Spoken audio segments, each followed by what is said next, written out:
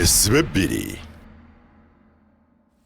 Mutelevu cyane program Weesibe Bbiri abali ku mikutu egy'enjawulo mbalaba muli bayitirivu nnyo Facebook ne Twitter. Tweets so far ziwera ddala 200 I think. Okay, tujjeko olugambo. Okay, Dota TV onkoledde Sauda big up poster. Okay, Pastor Male webale nnyo. Enough is enough. 7 must go. Dora Cabs, oli pastor Bujingo, Adam Kunoba, Nakola Bwenzi, okay, wabamu yaya abeerebo ogamba. Mukasa Ronald, okay. Musumba Male, you're the best. I think abasumba bala balina okukuyigirako. Okay, byali mwaluwa bikabya naye ate President Museveni alina ekyokuyiga ky'amaanyi ave mu kubalaata. Okay, ku Twitter just a bit, okay. Weesibe Bbiri live, thanks for the program. At times President Museveni takes things for granted. Let's wait for 2021. Okay. Thanks for the program. It's a nice show indeed, so authoritative.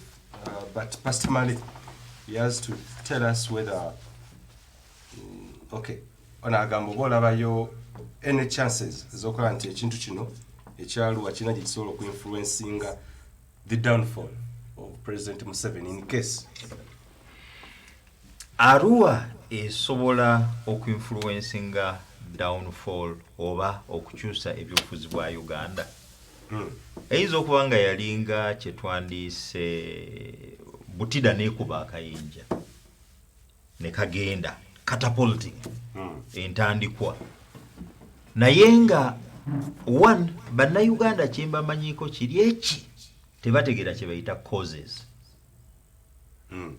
Cause ebeera nsonga abantu bakyamuukirira nnyo babeera so emotional naye with the time beerabira kati oyinza okwebuuza singa bano abaana tebazze wano kutandika kunaratinga ani akyayogera ku Arua kati oyinza okwesanga time down the road nga ne bana abali ku frontline nga bafunye kye tuyita fatigue ya ambikoye n'abantu tebanzijumbira tebakola ki kubanga bantu befaako bokka singa bannayuganda mutegeera kye bayita cause nti cause omuntu ayinza okubakulembera yeetaaga resources yeetaaga basobola okutambula wano nawali yeetaaga basobola okumobilizinga yeetaaga basobola okwogera n'abalala naye kasita mukwata cause ne mugibranding ati ya Bobi Wine eyo yamale eyebeega ngenda kudda gy'oli katono nnyo ombuulire kiki ekikyalemeseza bannayuganda okustickinga on the cause bangi nnyo bazze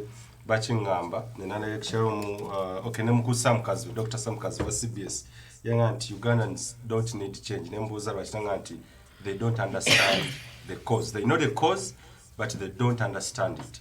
Kankome wo Sauda live oba obulamu nga lakinyaga tumalize wali Agakan then tuzinge tumale tutegere obulamu bwo after this debacle ba ensonga eno bwe yaliwo Mwagakan otuse Mwagakan bakebera kiki kye bazuula.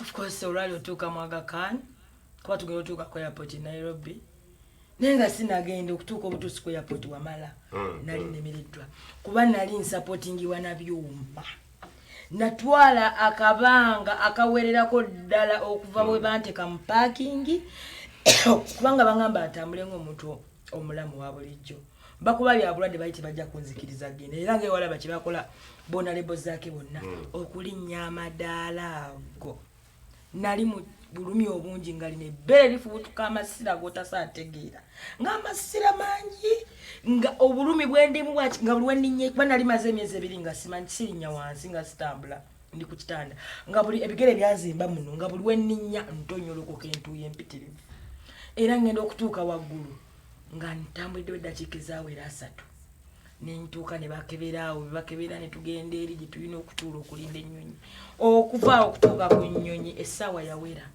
kubanga ennyonyi we yali waliko walako ate ne wetwali okutambula ogituuko girinnya natambula kigere kati nga ntambula mpola ne bambuuza oli bonna ne batula ne bagwayo ne banninda ekituufu banninda ennyonyi kati ate wano mu kusitukaawo ate ebbere ne lifubu nga liyika amasira ng'obulumi bwendi mbwa kika kya waggulu eno ngira n'ensesema omusaayi eno kubanga bampa akadagala akaziizo sesema tekalina kikaakola nasesema mu nnyonyi emirundi egyawera ena just one Nairobi wano era ngino otuuka Nairobi nabagamba sikyasobola kutambula ne baleeta akatanda ne banteekako paka mu ambulance ya Agakani buli kimu bali bakitegese ng'enninze ne bavuga paka mu Agakani Agakani omukwano gwe bandagana agamba singa eno y'ensi yange olwali otuuka bwenti abasawo ne beetala ne buli kimu kyekola nga bintu olaba biri self-contained ne bankolako mangu nnyo ne bantwala mu theatre ne bakola buli kimu okuba nze ndi munene emisuwa gyange gyali tegirabika ate baali banfumise nga tosaana kugiraba ne bakozesa central line ne bagifumita wano mu Bulago olwo nga balemereddwa ani ya sponsoring ogenda ku Nairobi of course bali babaka abakyala ba parliament n'ebibiina n'ebitongole byesijja kumenya ebyabakyala ebitongole ebyabakyala omuli Women for Uganda omuli Action Aid omuli FIDA ebitongole byali bingi yeah n'ababaka abakyala abawakanya abawabula government aba opposition aba bakyala naddala abakyala ab'engulu sina kyemboogerako tebanyamba nti kine mikwano gyange buli we tubeera mu bino ebintu tuyiga okuba n'empisa buli wobeera n'empisa n'ofuna ekizibu omuntu ayanguyibwa okukuyamba bangi nnyo bafuna obuzibu mwaliwa bangi si buli omuntu yavaayo n'akwata mu nsawo n'agamba nti ono muwadde kino n'agamba nti kate bamu bayombesa nga Honorable Kasiyano tanaba kugenda wa Kawuma Yasini ate nga yali agenze mu bintu bye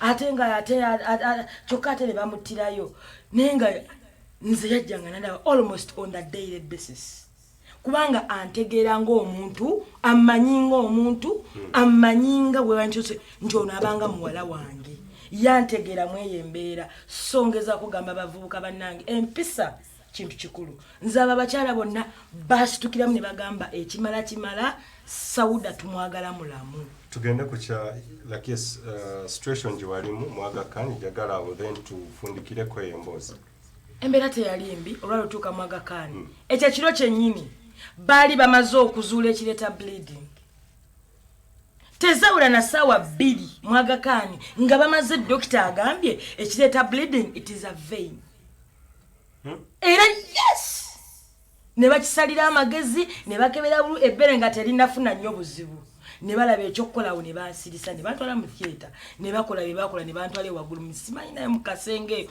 nga tebakkirizayo va ku zino private biki naye nga mujjudde mu byuma nga tebakkirizayo bantu nga wabayo basawo ate nga babeera bali mu byeru byokka nga tebakkirizayo ng'omunowobaani nga tosaayingirayo a week yali at least nga ntandise okufunawo enjawulo nga nsobola okwesupportinga okusanga siri ku byuma kuba mu Agakani ndoza namala ennaku nga nnya nga ndi ku byuma ne babinzijjako nga nsobola okwesupportinga nga n'obulumi ku bbeere bukendedde nga n'okusesema si kungi ng'olunaku nsobola okulumala nga sisesemye ekintu nga tekyali kitini naye wano nga n'abasawo e Uganda baali batya ofulumya results nze nkimanyi balina okuba nga baafuna ekyali kireeta obuzibu naye nga batya ofulumya results nga babagamba aliwa issues nga bafulumya fake kyova nakikubuza wali eri nti mu Uganda bazuula ki ekitegeeza tewafunako nsonga yonna okutegeera nti kino wano wava obuzibu mu Uganda tewali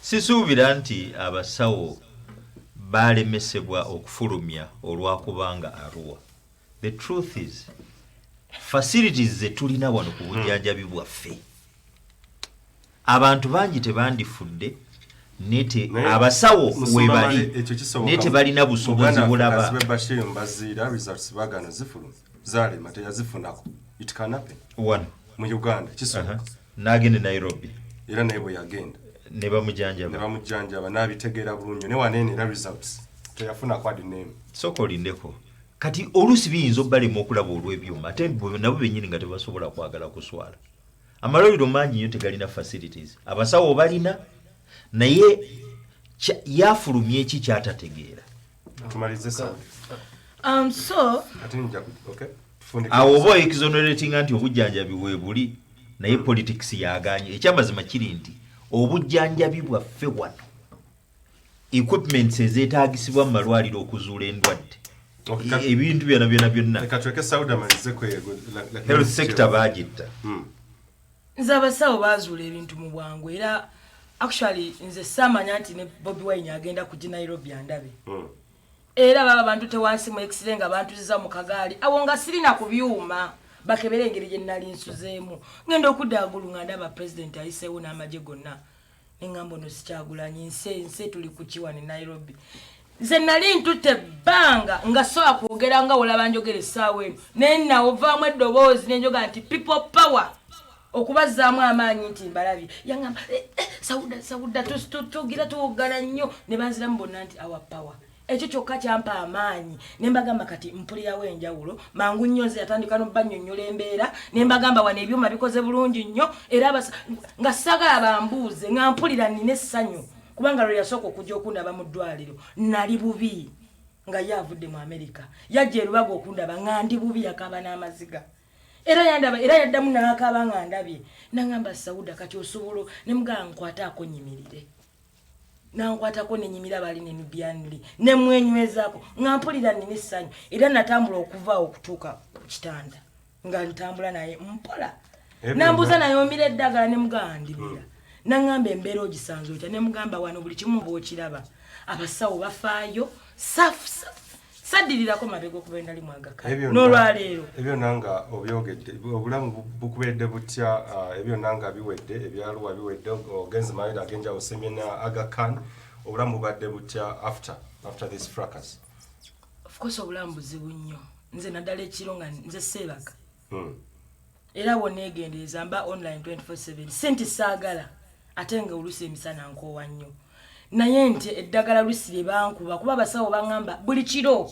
nina at least okwebaka ne earphones mu matu okusobola okuba nga sijjukira bintu biri era nze mbagambye olwaleero mpisiddwa bubi nnyo olunaku lwonna nsibye ndi muyongebevu nga ndi mugonvu nga nzijjukira biri ebintu kuba nze ekiro baŋŋamba woba onoofuna otulo teekamu earphones osobole okuba nga music akutwaliriza eyo yembeera mwentambulira era embasi tulina asobola okutula nga ndi ku simu neneebuzaabuza nefuluma nenvuga emmotoka nentambula nga sina gye ndaga naye nga ndi awo abantu bangi balowooza nti engeri gye wayisibwamu oba engeri gye wakwatibwamu okwagalako eri people power ne Robert Kyagulanyi Ssentamu kwandikendedde olina essuubi nti kituufu ng'oli mu people power ne Bobi Wine musobola okutwala obuyinza mu ggwanga lino ate kati mbuki kisobokera ddala nso okuva mu ebyo ebintu byaluwa tewali kyali kinziziza mabega naaka obalinga abangamba nze nina ekiyitibwa emputtu kuba ndi mukyala musoga olinga eyangamba nti kati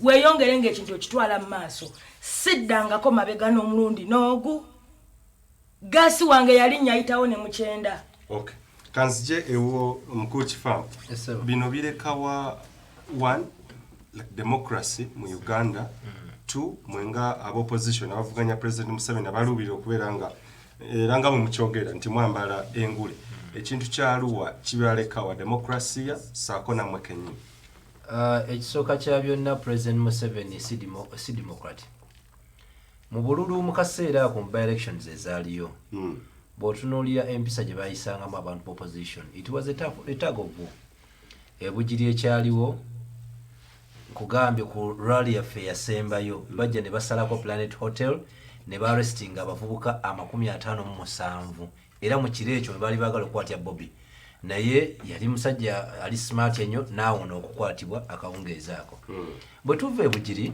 twatuuza meeting wano ku Speak Hotel. In fact nze njagala okulaga nti Arua yali turning point ya buli kimu.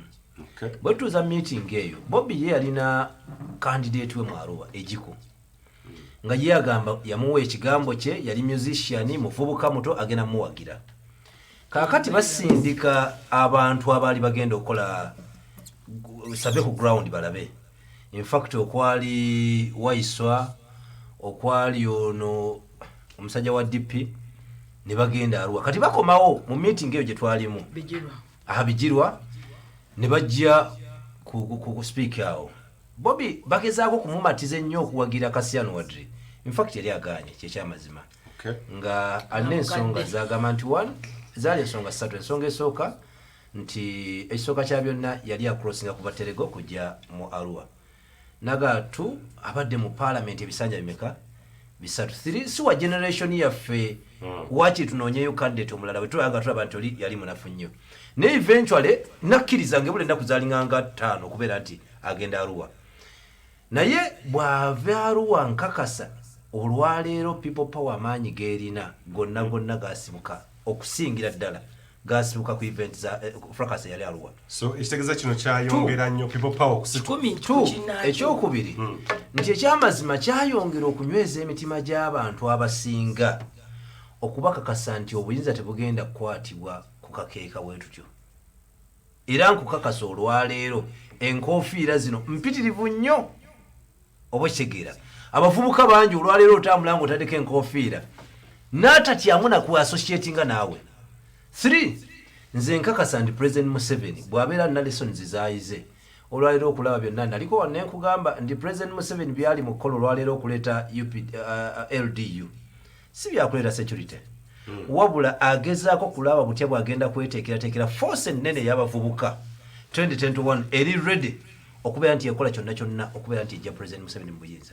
So kyenkugamba nti 1 yalaga ekifaananyi kibi eri ensi yonna ku President Museveni abadde yeeyimbanga demokrati ayasaawo kulonna buli kimu n'otunuulira European Union okuvayo n'ebiwandiiko demonstrations zonna ezaaliwo mu nsi yonna across the world nga bavumirira ensi mu Uganda. Kyatusawa binga eggwanga wabula nekituwa amaanyi ng'abantu abali mu opposition nti bwe tunanywerera ku nsonga ekiseera kigenda tutuuka President Museveni nga talina kyakkola okuggyako okubeera nti ate obuyinza. Naye ekirala ekyansanyusiza okuba nadde ndaba Bobby nga bamubuuza nti oluvannyuma lwa Arua kikyowulya mu mutima gwo. Naga nti anzika kati olunaku oluziba lwembala nti ndiwangadde kuba nze mmanyi ekigendererwa ekikulu kubeera nti banzijawo. Ate ekyo kyayongera kumunyweza kubeera nti agenda maaso. Buli struggle yonna bwetabeera na bukulembeze ebeera egenda kwonooneka bw'omuneesi nakuvaawo.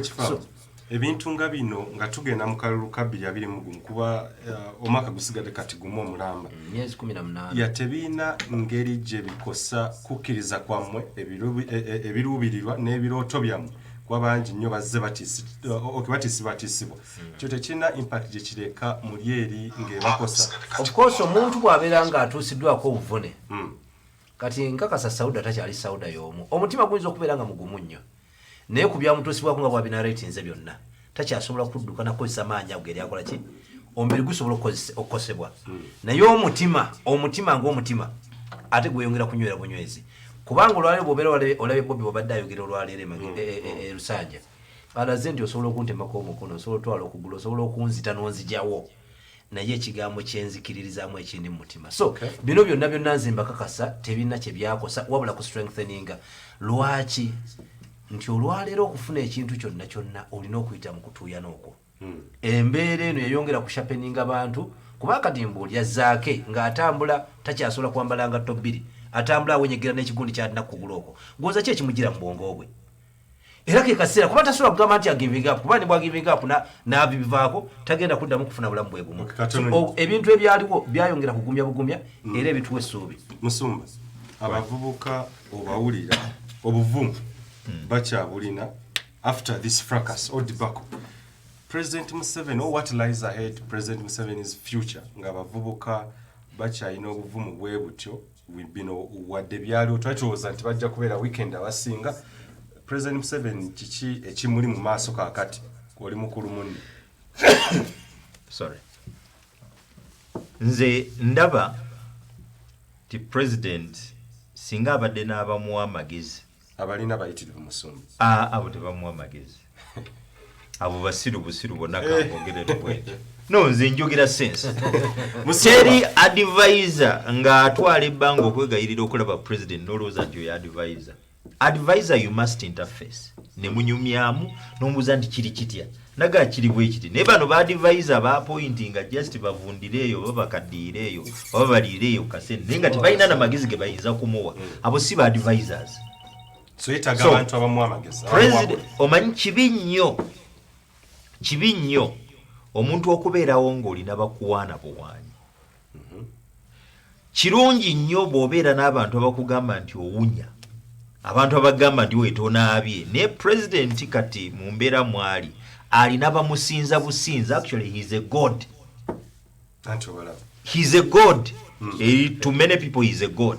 God aworshipingibwa. God atabuuzibwa. God ataweebwa magezi.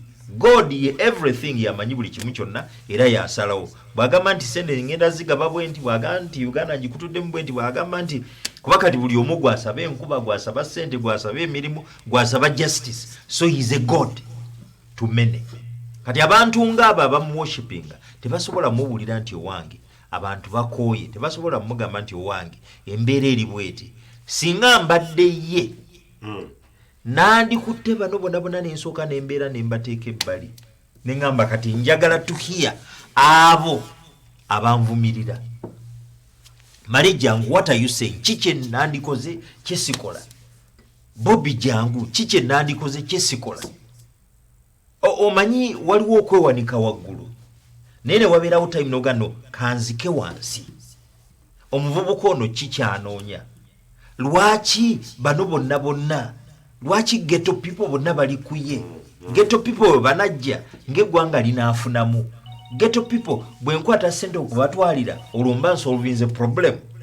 So yeetaaga abantu abasobola omuwa amagezi, naye ate ekyamazima kiri nti n'abandiga muwadde bamutya. Lwaki bamutya? Ti abagezezzaako okuvaayo boogere ate bayisiddwa bubi. Miggo, Masasi naki. President bwe yali yakajja yali solibro nga ne bw'omwogerako n'omuvuma aseka busesi. Olwaleero it's totally different. Bw'ogamba nti omucriticizinga, bw'obeera ku mpewo UCC evaayo, bw'obeera wano UCC ekola kino. Gano mateeka kino kiki? Ekyo tetukyetaaga bwe kiba nti ddala eggwanga mwe tuli liri democratic. Kyova laba bulijjo nze ŋŋamba. A good dictator is better than a bad democrat or a pseudo-democrat. President Museveni aliki? He's a pseudo-democrat. He's a democrat. I would have preferred a dictator. Kuba dictator agamba nti bannayindi nze ngenda kufuga paka lwendifa. Nolwekyo ekya president mukyogerako. Naye ono abagamba nti omanyi nti muli baddembe okulonda. Ti ate nze si nze neeronda. Be bannonda. Ate nga waliwo bajja ne beegayisebo, ate tukwegayiridde, ate tukutisse ejjinja, ate lubengo, ate kisanja. Kyokka nga bali stage. Kati ninyo njagala nfune ku amasimu dakiika ntono nnyo namwe mweko muwabula ki nsonga emu.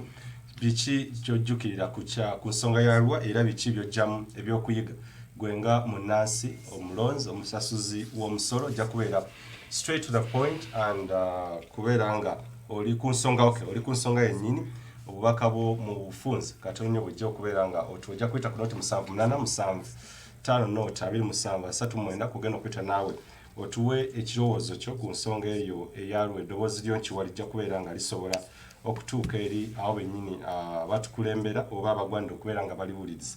Kutono nnyo abali ku WhatsApp abaninda ab'amasimu. Okay, ffe twesibye 3 tujja kulinda ebbiri. Okay. Hello? Hello? Sebo? Hello? Sebo tukulira bulungi nnyo. Ndi ku TV ndowooza. Oli ku Delta TV butereevu Sebo. Amannya ne gy'osinzidde. Hello? Hello? Sebo tukuwulira. Kakati kyembadde ndeesa. Gwani ateesera osinzidde wa Sebo? Okay. Bampita Paulo. Ndi Mbuya. Yes, Sebo. Genda maaso Sebo. Hello? Okay. Ndoza atayagala kwewulira ojja kubeera nga otuwa omulala. Naye eno gavumenti yeetaaga okay kuba ejjudde enku. Ebirala nja kuba mbibuuka mukulu Godfrey Emukono olw'ensonga for language. Hello? Hello? Hello? Sebo? Hello? Hello? Sebo tukulira bulungi nnyo njogerako naye osinzidde. Amanya Peter Dennis okuva ne Natale Mukono. Hello? Sebo? Bampita Dennis okuva Mukono. Genda maaso Sebo. Ensonga yalwa etuwadde amaanyi nnyo gafa aba people power era tulina essuubi nnyo oyo omusajja Bobi Wine tugenda ku kyolunaku lumu ekibiina ekyo kitwale obufuzi bw'eggwanga lino mu maaso. Okay. Yanza neyanzeege. Kale Sebo tufunye bulungi nnyo. Okay, onagamba thanks for the show Mr. Wamala. Okay, this is in Sambu Juma. I need from okay, I live from come from Sama Road. Pastor Male and my father, Pastor Sempa and my father, Honorable no, this is Pastor Mali. To be Mbalamusizza nnyo. This is Nsambu Neja, the political scientist from Makerere University. So, Mr. Wamala, thanks for the program. Arua will remain in the hearts of Ugandans for generations to come. Imagine the killers are well known to both execute, judiciary and parliament, but it seems no one is interested in applying the rule of law in the Arua issue. How can we trust them in fighting criminality within Uganda? Okay, even in war situation, you cannot shoot unarmed people. This was first degree murder in Arua. First was the motive of Uganda. First, what was the motive of using live ammunition to unarmed civilians? Ugandans will come to suffer high taxes, unemployment, insecurity, murders, land grabbing until they wake up. Freedom will not just be achieved through crying. In Bobi Wine, I see a true replica of Nelson Mandela. Nze Musoke Bana Bachintu of Namugongo. Jakumpa isi omukulu w'essimu omuyeka bw'ati. Hello? Hello? Okay, akubye kwewulira. Mu second kutono nnyo omukulu kipamba nja kusaba winding up ku nsonga zino mu second. Ekisooka kya byonna nti Arua avuddeko ebintu ebirala bingi nnyo. President oluvannyuma lw'okulaba okuswazibwa kwaliwo okuva e Bugiri okudda Arua yayimiriza by elections zonna okuba tezaddamu districts ezakuleeti nga baziri 7 by elections zonna zayimirizibwa okuva e Bugwe eri ogenda Sembabule n'ebirala byonna zayimirizibwa. 2 nti government yongedde okuintensifyinga amaanyi gaayo ku cracking down kye bayita people power. Olwaleero abantu bangi babuzibwawo, abalala bangi battibwa. President Bobby yabadde ava eggulo mu kooti, abaakondeddwa emmotoka ababaziise n'abantu abalala bangi nnyo. Naye nze kye mbagamba ki ekintu kimu nti bannange okulemera ku mulamwa. Ba President Museveni baali bakwata obuyinza bali mu myaka gyaffe era baatandikira mu myaka gyaffe okutandika okukola bye bakola. Bye bayitamu okukwata obuyinza. Banaike kaseera naffe okubeera ntwebeereramu n'okubeera ntwebeereramu. Mu second butono nnyo ebigambo bye bisembayo ku nsonga ya Arua. Mu second butono. Bannamateeka mugenda ne mwogera oba munyumirwa agenda mu kooti. I think it's a high time. Mulwane omusango gwe bayita treason gujjibwe mu mateeka ga Uganda. Kubanga treason kye kimu y'ensonga lwaki tulina kooti ez'eggulu tibatrayinga ba Bobi Wine. Omuntu gwayita treacherous today enkyayinza okutandika okuba the greatest statesman. Tuleme kuyigganya bantu kubanga tutya bajja kutwala obuyinza tubaleke. Nze nzikiriza mu predestination. Bobi wabajja kutwala obuyinza obanze Moses Ross malenga anja kubutwala tewaliwo kijja kulemesa. Nete wali nsonga lwaki ate mundu ekozesebwa okutta kitegeeza gwe kennyini weefudde insecure. Ate njagala mujjukire nti ekyatwala president mu nsiko president kijjukire kwe kuba nti that time tewaliwo opportunity ya dissenting voices. Kati ate era naawe bw'ogiteekawo toba different from those people abakutwaza mu nsiko oba abakutwala mu nsiko. Second kutonye Sauda ku ebigambo byebisembayo ku nsonga ya Arua. Kyenyizo bagamba naddala buno baka bugenda eri security. You can't kill all of us. Temusobola kututta ffenna ne mutumalawo. Kyenzaako ekyokubiri